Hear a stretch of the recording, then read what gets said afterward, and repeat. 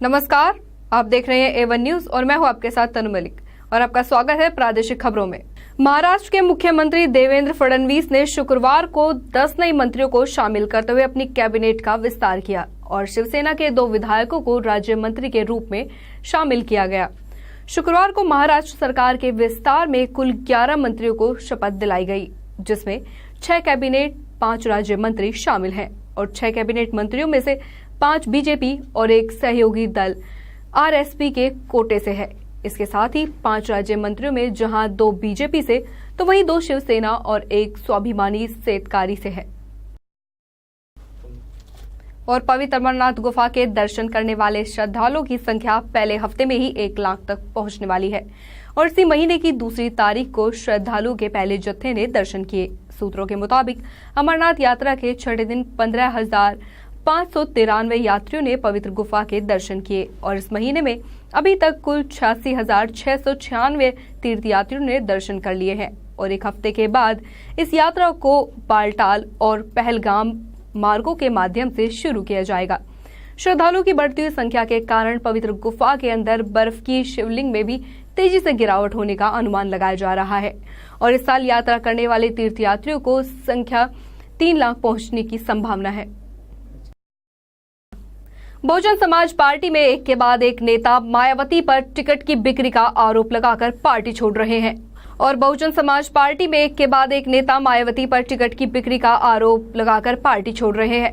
स्वामी प्रसाद मौर्य और आर.के. चौधरी के बाद अब भदोही से बीएसपी नेता रविंद्रनाथ त्रिपाठी ने भी पार्टी छोड़ दी है। बताया जा रहा है कि 2017 के विधानसभा चुनाव में उनका टिकट काट दिया गया, जिसके चलते भदोही में ब्राह्मण वोटर का चेहरा कहे जाने वाले रविंद्रनाथ त्रिपाठी ने भी बीएसपी से इस्तीफा दे दिया है और रविंद्र ने भी माया पर चुनाव में टिकट देने के एवज में पैसे लेने का आरोप लगाया है।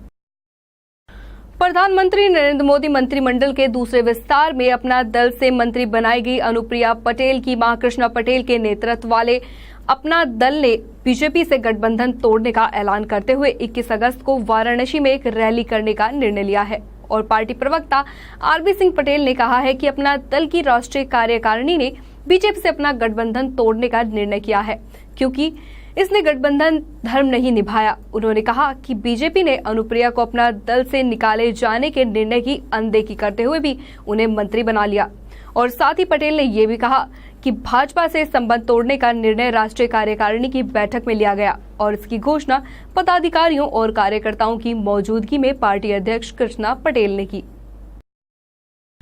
उत्तर प्रदेश में जल संरक्षण को लेकर तालाबों के सौंदर्यीकरण का काम चल रहा है, लेकिन बलिया जिले के सिकंदरपुर तहसील क्षेत्र से तालाबों पर खतरा मंडरा रहा है। यहां 6 तालाबों को भूमाफियाओं ने अवैध रूप से बेच दिया है। बताया जा रहा है कि इस मामले में क्षेत्रीय विधायक जियाउद्दीन रिजवी के भतीजे राजी का हाथ है और इस बड़ी बात तो ये है कि इस मामले में प्रशासन मूक दर्शक बना हुआ है। भूमाफियाओं के साथ यहां तालाबों का खरीदने और बेचने का काम चल रहा है। फरियादी जिलाधिकारी कार्यालय से लेकर तहसील तक पहुंचे, लेकिन अब तक कोई कार्यवाही नहीं हुई। इसके उलट अब फरियादियों को धमकियां भी मिलने लगी हैं। मध्य प्रदेश के रीवा जिले में तमस नदी में फंसे 3 लोगों को 24 घंटे बाद सेना ने बचा लिया है और आपको बता दें कि कल शाम को नदी में अचानक से पानी बढ़ गया था, जिसके बाद जान बचाने के लिए 6 लोग एक जामुन के पेड़ पर चढ़ गए और किसी तरह रात गुजारी। सुबह 3 लोग तैरकर बाहर निकल आए, लेकिन 3 वहीं फंसे रहे, जिन्हें बाद में सेना ने सुरक्षित बचा लिया।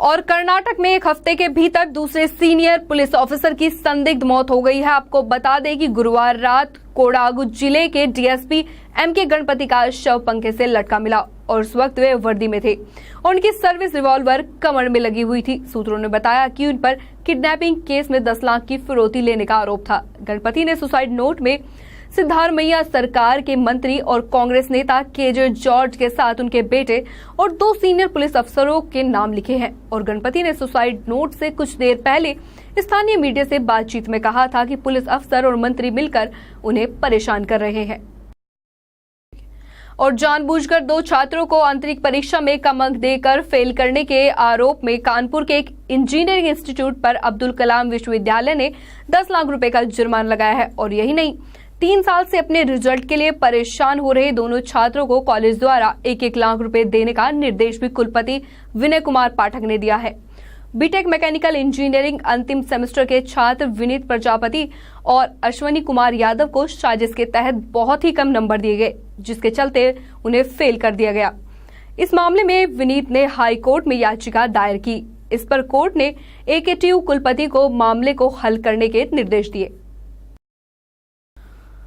गाय की सुरक्षा को ध्यान में रखते हुए हरियाणा गौ सेवा आयोग ने मुख्यमंत्री मनोहर लाल खट्टर को एक प्रस्ताव भेजा है, जिसमें सरकार से सिनेमा टिकट्स पर 5% सेस लगाने की मांग की गई है, ताकि गौ रक्षा और कल्याण के लिए अलग से कोष बनाया जा सके। और इतना ही नहीं, आयोग ने यह भी कहा है कि किसी फंक्शन के लिए बैंक्वेट हॉल बुक करने के दौरान भी 2100 रुपए वसूले जाएं। और साथ ही ये भी प्रस्ताव दिया गया है कि जो मंदिर सरकार के नियंत्रण में है, उन्हें मिलने वाला 50% चंदा भी गौ रक्षा के लिए दे दिया जाए। और आपको बता दें कि राज्य सरकार ने गौ रक्षा के लिए आईपीएस अधिकारी के नेतृत्व में 300 पुलिसकर्मियों की टास्क फोर्स भी गठित की है। और गौ आयोग में 2 दर्जन से भी ज्यादा सदस्य हैं, जिनमें राज्य के डीजीपी और 8 सीनियर आईएएस अधिकारी भी शामिल हैं। मोदी सरकार ने सुप्रीम कोर्ट से यूपीए सरकार की वो याचिका वापस लेने का फैसला किया है, जो अलीगढ़ मुस्लिम यूनिवर्सिटी को अल्पसंख्यक संस्थान नहीं बताने वाले फैसले को चुनौती देती है। आपको बता दें कि सरकार ने सुप्रीम कोर्ट में कहा है कि वे इलाहाबाद हाई कोर्ट के फैसले को चुनौती देने वाली पिछली सरकार की अपील को वापस लेंगी। अटॉर्नी जनरल मुकुल रोहतगी ने कहा कि एएमयू अल्पसंख्यक संस्थान नहीं है। उन्होंने 1967 के शीर्ष अदालत के एक फैसले का उल्लेख किया है, जिसमें कहा गया है कि ये अल्पसंख्यक संस्थान नहीं है, क्योंकि इसकी स्थापना सरकार ने की थी, मुस्लिमों ने नहीं। बॉलीवुड एक्टर इरफान खान फिल्म मदारी के प्रमोशन के लिए पटना पहुंचे और इस दौरान उन्होंने राजद अध्यक्ष लालू प्रसाद यादव से मुलाकात की। और इसके साथ ही लालू ने इरफान के हाथ से मदारी का डमरू लेकर खुद ही बजाया। और आपको बता दें कि इरफान खान के साथ हुई बातचीत के विषय में लालू ने पत्रकारों से कहा कि वे अपने जीवन पर बनने वाली फिल्म के कलाकार खुद ही होंगे। और अपने अंदाज में लालू ने कहा कि इससे हमसे बड़ा कलाकार कौन होगा, लेकिन आप लोग हीरोइन का नाम मत पूछना।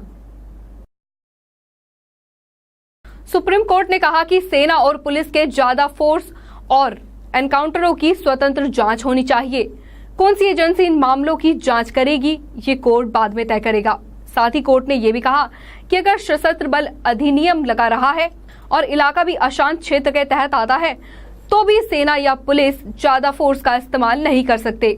सुप्रीम कोर्ट ने कहा कि क्रिमिनल कोर्ट को एनकाउंटर मामले के ट्रायल का अधिकार है। और प्रादेशिक खबरों में फिलहाल के लिए इतना ही। बाकी तमाम खबरों के लिए आप बने रहिए हमारे साथ और देखते रहिए A1 न्यूज। नमस्कार।